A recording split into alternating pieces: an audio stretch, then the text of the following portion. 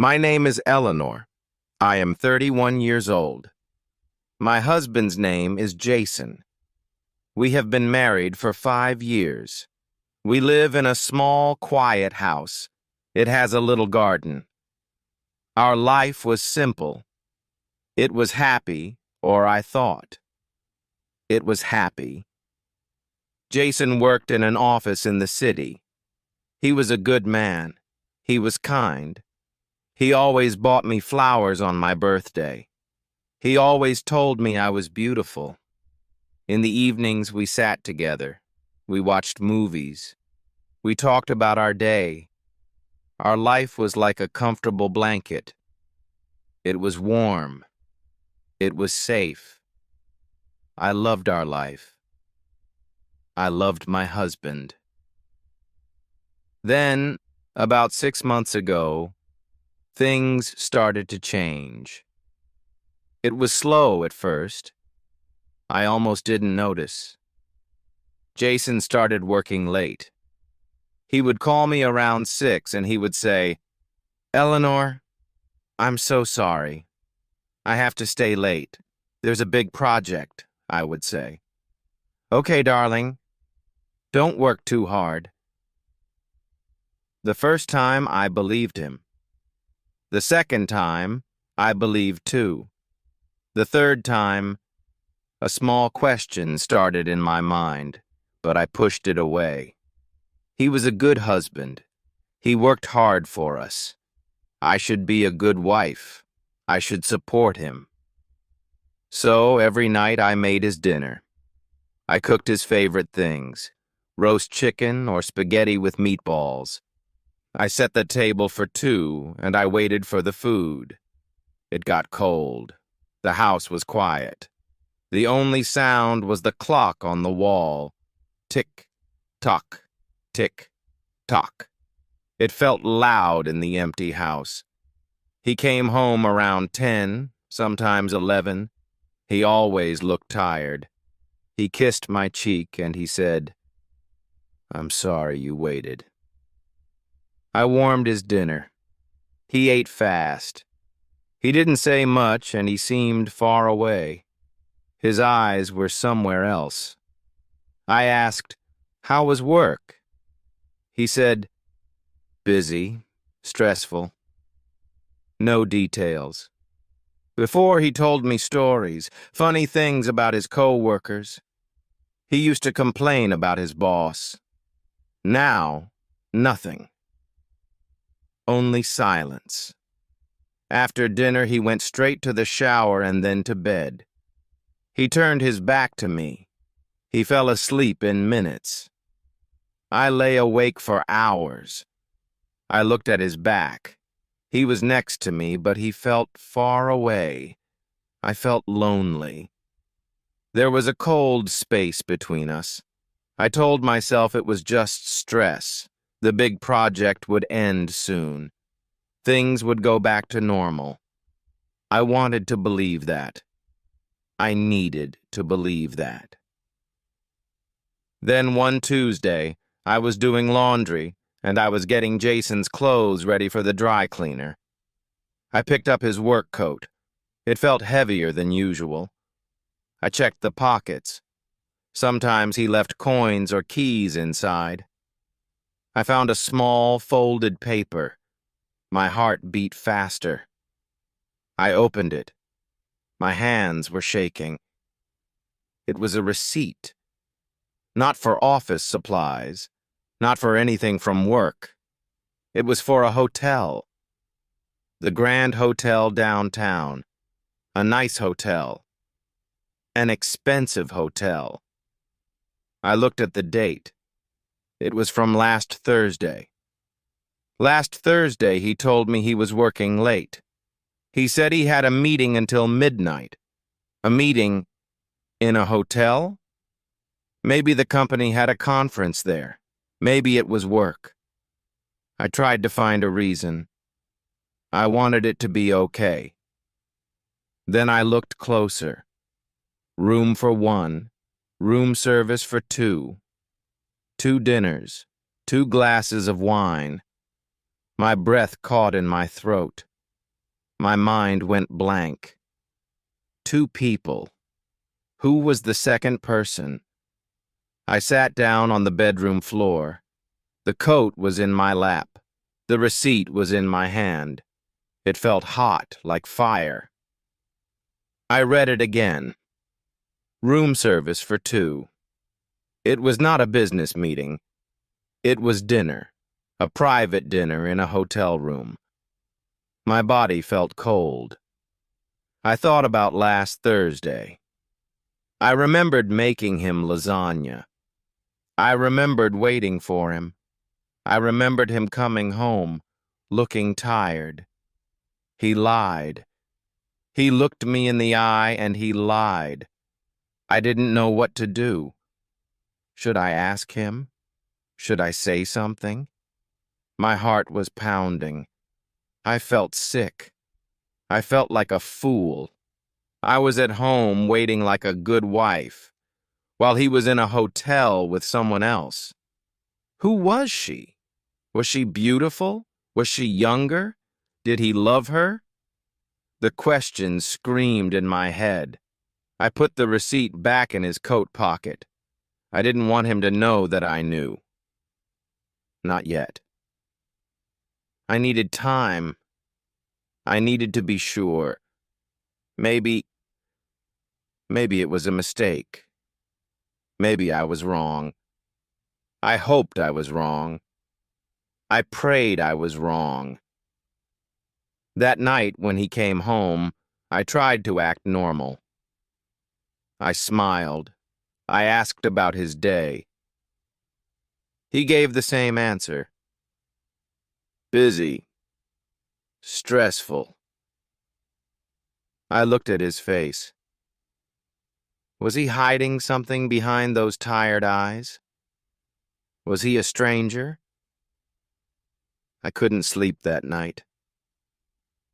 I waited until his breathing was slow and deep. Then I carefully took his phone from the nightstand. My hands were trembling. I had never looked through his phone before. I always trusted him. But trust was a broken window now. And his phone was the sharp glass. It needed a password. I tried his birthday. It didn't work. I tried my birthday. It didn't work. I tried the date of our wedding. It opened. A part of me felt sad. He still used our special day. I opened his messages. I scrolled down my heart. It felt like it was going to stop.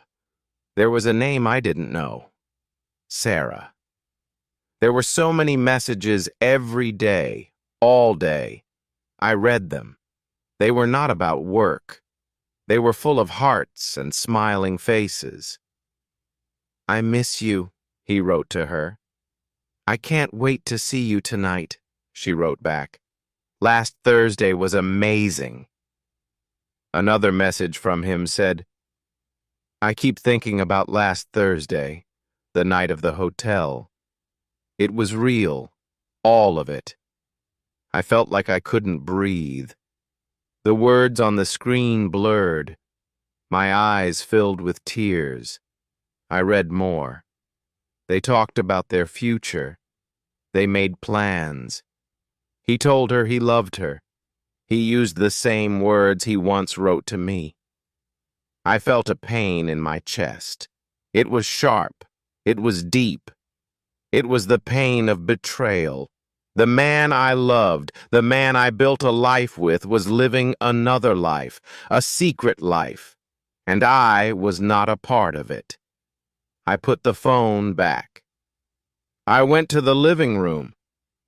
I sat on the sofa in the dark. The tears came quietly. I cried for the life I thought I had. I cried for the man I thought I knew. I cried because I was so lost. What do you do when your world falls apart? What do you do when the person you trust most is the one who hurts you most? I felt so alone. Maybe you have felt this way too. It is a terrible feeling. It feels like drowning. The next morning, I did not make him breakfast. I sat at the kitchen table with a cup of coffee. I waited. When he came downstairs, he saw my face. He knew something was wrong. My eyes were red, swollen from crying.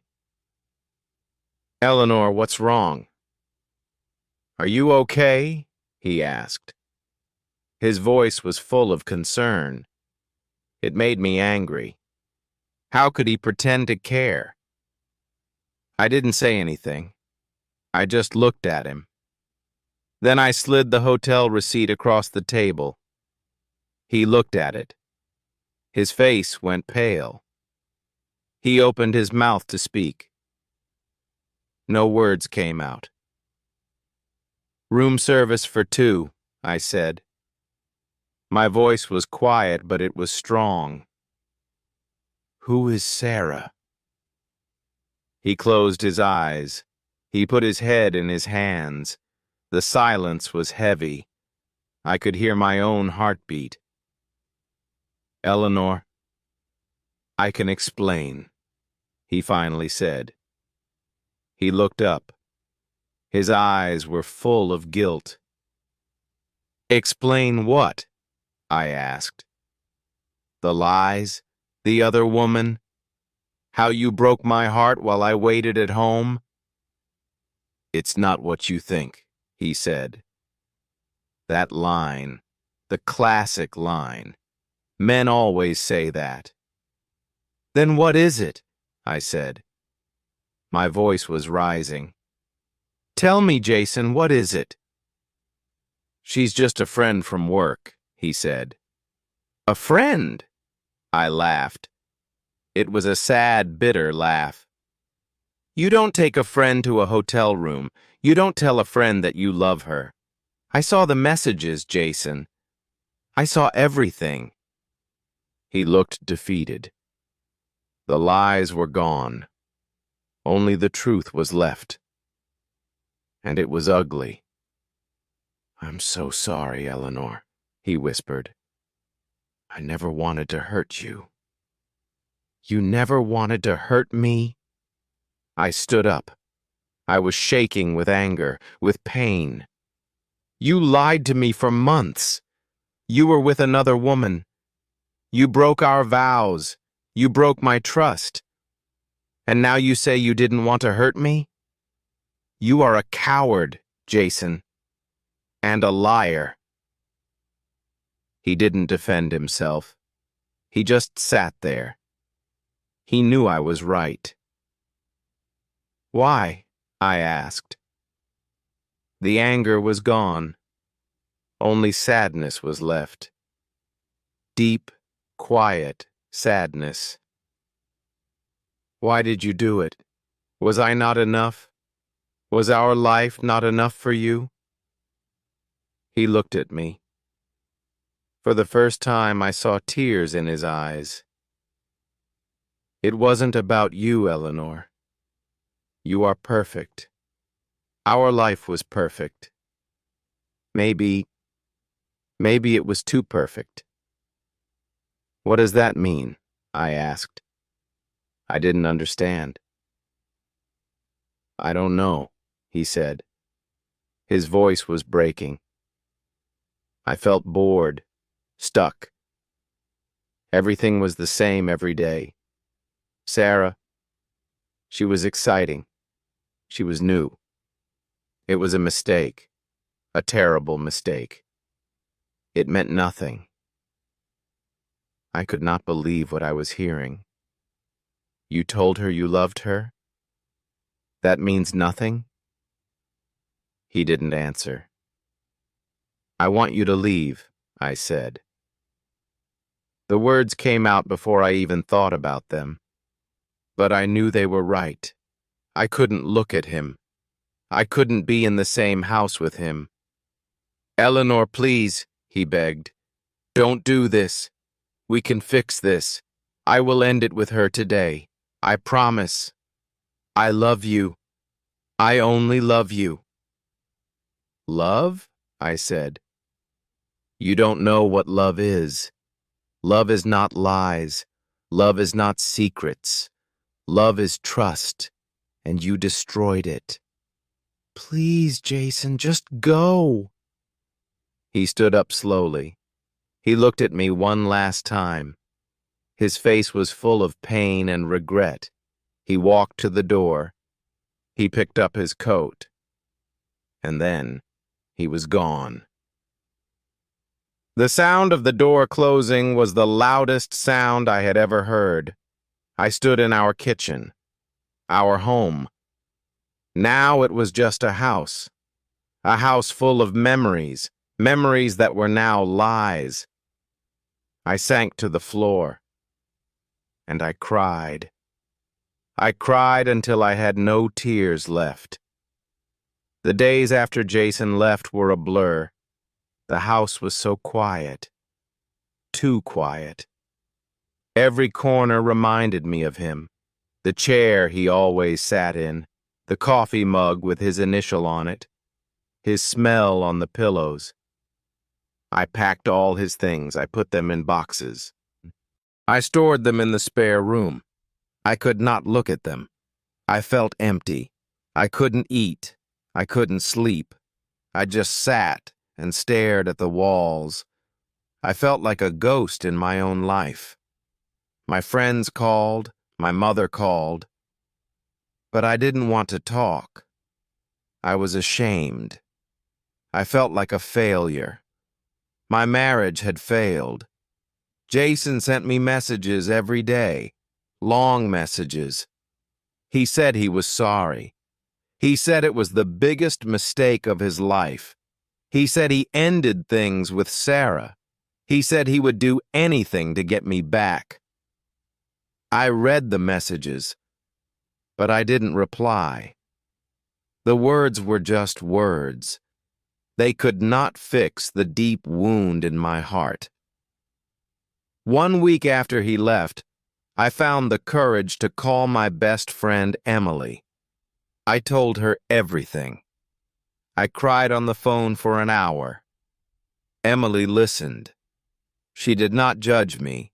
She didn't tell me what to do. She just listened. "I'm coming over," she said when I finished. She came with a container of ice cream and 2 spoons. We sat on my sofa. We ate the ice cream right from the container. It was the first thing I had eaten in days. "He's an idiot, Eleanor," she said softly. "A complete idiot.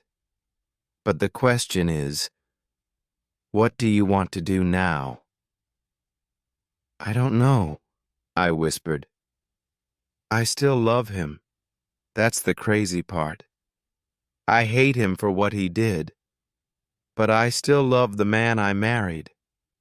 I miss him."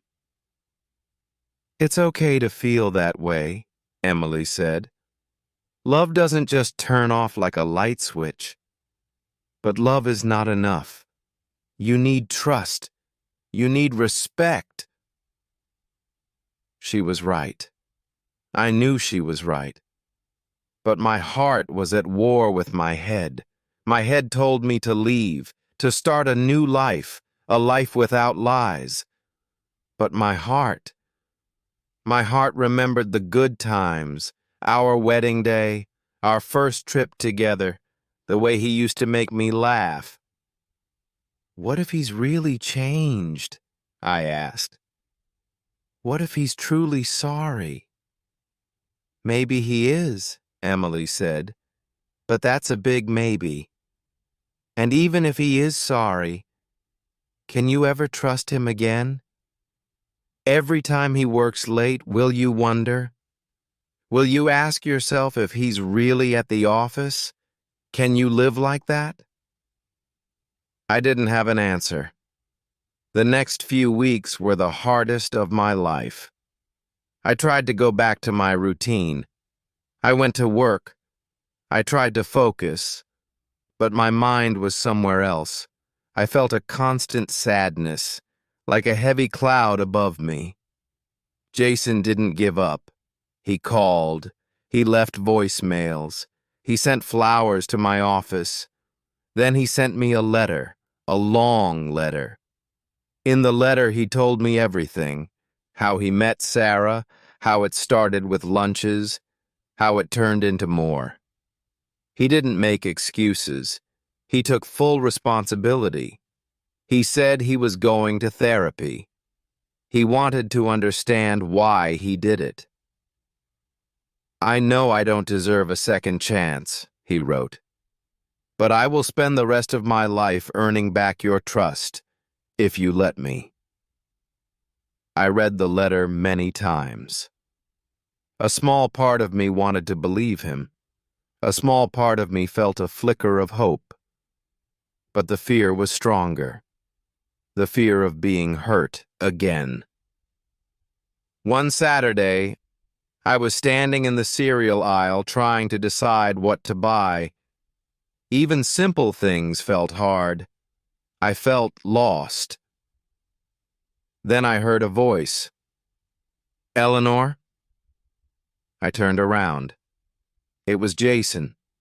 He was standing a few feet away. He looked thinner. His eyes were sad.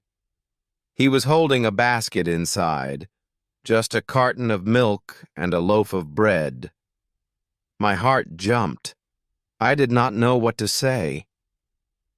"Hi," I said at last. "How are you?" he asked. "I'm okay," I said. But I was not okay. We stood there. It was quiet. We were husband and wife, but we felt like strangers. "I miss you," he said. His voice was soft. "The house feels so empty without you." He was staying in a small apartment. His company owned it. "I miss you too," I said. The words just came out. He took one small step closer. "Can we talk?" he said. "Not about the past. Just talk, like before." I did not speak, but I looked at his eyes. He looked so tired, so lost. And I wanted to talk too. So I said, "Okay." We went to a small coffee shop. It was near. We sat by the window. It felt strange. It also felt a little nice. I looked at his hands. His wedding ring was still there. I took off mine when he left. We talked for a long time. We did not talk about Sarah. We did not talk about the hotel. He told me about his work. I told him a funny story from my job. For a little while, it felt normal. It felt like before. When we stood up to leave, he looked at me. "I'm going to therapy," he said. "I want to fix myself. I know I broke something. Maybe it can't be fixed, but I need to try. For me. For you." I looked at him. His eyes were full of pain, but also full of truth. He was not perfect, but he was trying. Heart also with a small light inside. I told him I needed time. But I said we could talk sometimes. We met for coffee once a week. We talked on the phone, slowly. It was not easy. Some days I was angry. Some days I wanted to cry. But other days, we laughed. We remembered the good times. He never pushed me. He waited. He gave me space. He told me everything about his therapy. He told me his fears, his pain, his mistakes. He showed me a part of him I had never seen before. 3 months later, he asked me a question. "Eleanor," he said, Will you come to marriage counseling with me? I was scared. I didn't know what to say. Was I ready? Could we fix this? Or was it already broken forever? I listened to my heart. I listened to my mind. And then I said, yes. Not for him. For me. I needed to know. Could we fix it? Or was it time to say goodbye? Our first session was hard. We sat on a sofa. A woman named Dr. Smith sat with us. She asked us to tell our story. I told her about the hotel, about the messages, about the pain. I cried. Jason tried to hold my hand, but I pulled away. It was too soon. Dr. Smith said, "Trust is like a mirror. You can fix it, but the cracks are still there." She said, "We cannot go back to the old marriage, but we can build a new one that is stronger, one that is real." We went to counseling every week for 6 months. We learned to talk again. We learned to listen. He told me his fears. He told me how he felt trapped. He told me how he felt lost. I told him how he broke me, how I felt small, how I cried every night. He did not make excuses. He listened. He said, "I am sorry." Slowly, the pain got smaller. The anger got softer. And something new began to grow. A quiet, gentle feeling. Not the old love, but maybe a new kind. I started to see him in a new way. Not as a monster, not as the man who broke me, but as a person, a human being, a man who made a terrible mistake. And I had to look at myself too. Had I stopped seeing him? Stopped hearing him? Was I too busy living our safe, quiet life? The affair was his fault, only his. But marriage is a team, and both people have to care for it. We had both stopped trying. One evening after a session, Jason looked at me. "Eleanor," he said, "can I come home?" I froze. The fear was still there. A small voice inside me said, "What if it happens again?" But I looked at him. He was not the same man. He was softer, more honest, more open. And I was not the same woman. I was stronger now. I had lived through heartbreak, and I knew I could live without him. But I didn't want to. I wanted to live with him. So I said, "Yes, you can come home." It was not perfect, not a fairy tale. The cracks were still there. Sometimes when he worked late, I still felt scared. But now, he called me. He told me where he was. He sent pictures from the office. He wanted me to feel safe again. He was rebuilding what he broke, one small action at a time. Our life now is not perfect. It is messy. It is real. We argue sometimes. We laugh sometimes. We cry sometimes. But we are honest. And we are trying. His secret almost destroyed our marriage, but it also saved it. It broke the old house we lived in, the one made of routine and silence. Now, We are building a new home, stronger, braver, built on truth. Sometimes the worst thing in your life can bring the biggest change. It hurts, it breaks you, but it can also make you grow. You can heal, you can trust again, you can love again.